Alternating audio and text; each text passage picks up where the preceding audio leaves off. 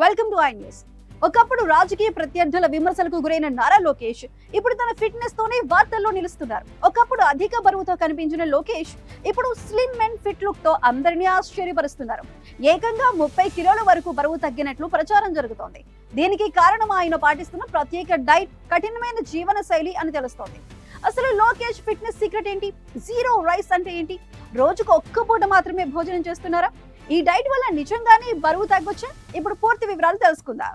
Nara Lokesh fitness ప్రయాణం ఒక్క రోజులో మొదలైంది కాదు. టీడీపీ జాతీయ ప్రధాన కార్యదర్శిగా, తర్వాత యువగళం పాదయాత్ర చేపట్టిన సమయంలోనే తన ఆరోగ్యంపై ప్రత్యేక దృష్టి పెట్టడం ప్రారంభించారు.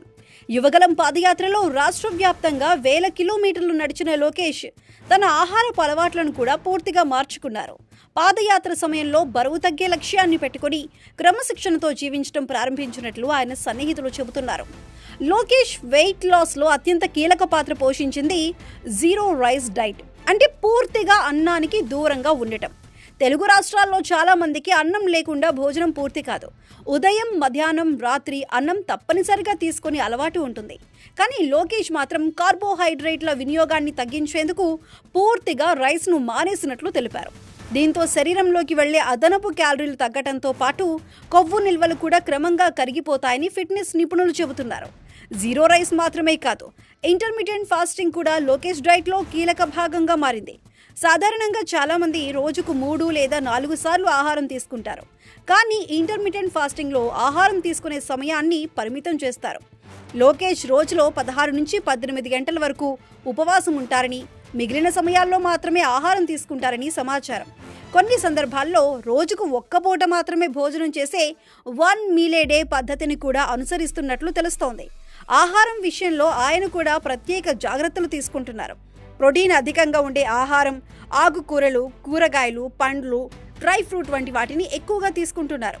అలాగే చక్కెర పదార్థాలు, junk food, bakery items, cool drinks వంటి వాటికి పూర్తిగా దూరంగా ఉంటున్నట్లు తెలుస్తోంది.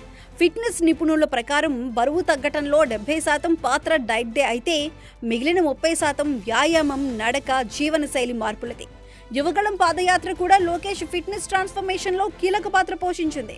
రోజుకు అనేక కిలోమీటర్లు నడవటం, నిరంతర శారీరక శ్రమ, ప్రజలతో ప్రత్యక్షంగా మమేకం కావటం వల్ల సహజంగానే క్యాలరీలు ఎక్కువగా ఖర్చయ్యాయి.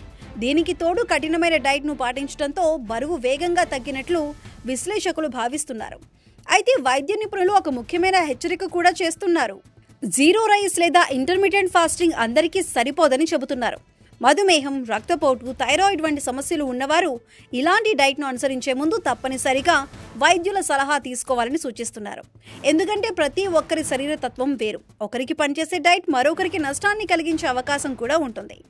ఒకప్పుడు అధిక బరువుతో విమర్శలు ఎదుర్కొన్న నారా లోకేష్ ఇప్పుడు తన ఫిట్నెస్తోనే అందరి దృష్టిని ఆకర్షిస్తున్నారు. Zero rice diet, intermediate fasting, క్రమశిక్షణతో కూడిన జీవన శైలి, యువగళం పాదయాత్రలో చేసిన శ్రమ, ఇవన్నీ కలిసి ఈ ఫిట్నెస్ ట్రాన్స్ఫర్మేషన్కు కారణమయ్యాయని చెబుతున్నారు. మరి లోకేష్ ఫిట్నెస్ జర్నీ మీకెలా అనిపించింది? మీరు కూడా ఇలాంటి డైట్ ట్రై చేస్తారా? కామెంట్ చేసి మీ అభిప్రాయం తెలియజేయండి.